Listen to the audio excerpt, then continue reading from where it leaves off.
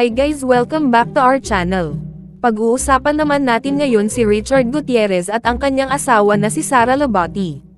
Si Richard Gutierrez ay isa sa pinakasikat na aktor ng bansa, kakatapos nga lang ng kanyang hit serye na The Iron Heart at talagang simula hanggang dulo ay sinuportaan talaga ito ng kanyang mga tagahanga. Dahil nga sa success ng The Iron Heart ay nag-renew uli ng kontrata si Richard sa ABS-CBN.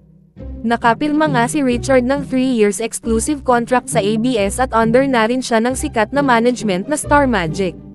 Sabi ni Richard na mas focus siya ngayon sa action genre at mas bongga pa daw ang gagawin niyang teleserye pagkatapos ng Iron Heart.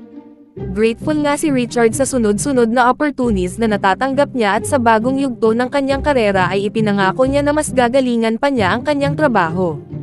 Pinuri naman ni Richard ang ABS-CBN kasi kahit daw nawalan ito ng franchise ay nanatili pa rin na successful ang ABS pagdating sa paggawa ng teleserye at pelikula.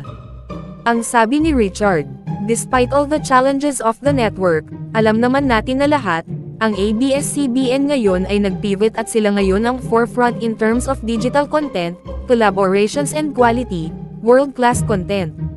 Sunod-sunod nga ang blessings ni Richard ngunit ngayon naman ay nababalot ng intriga ang aktor. Dahil meron ngang kumakalat na chismis na hiwalay na sila ng kanyang misis na si Sara Labati.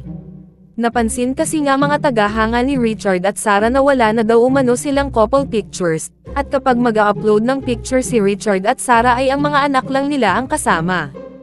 Ayon pa sa chismis na nung last scene nila sa The Iron Heart ay hiwalay na daw ang dalawa at ang dahilan daw ay ang nanay ni Richard na si Annabel Rama. Di umano may away na nangyari at di na daw kinaya ni Sara Labati. Wala pa naman confirmation ang kampo nila Richard tungkol sa issue, ngunit nag-post naman si Sara sa kanyang IG account about how to love the unlovable. Ayon sa iba ay baka ito na ang confirmation ni Sara na meron ngang problema ang kanilang pamilya.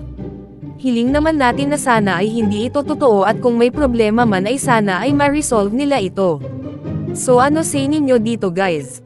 Comment your thoughts below and don't forget to subscribe to our channel.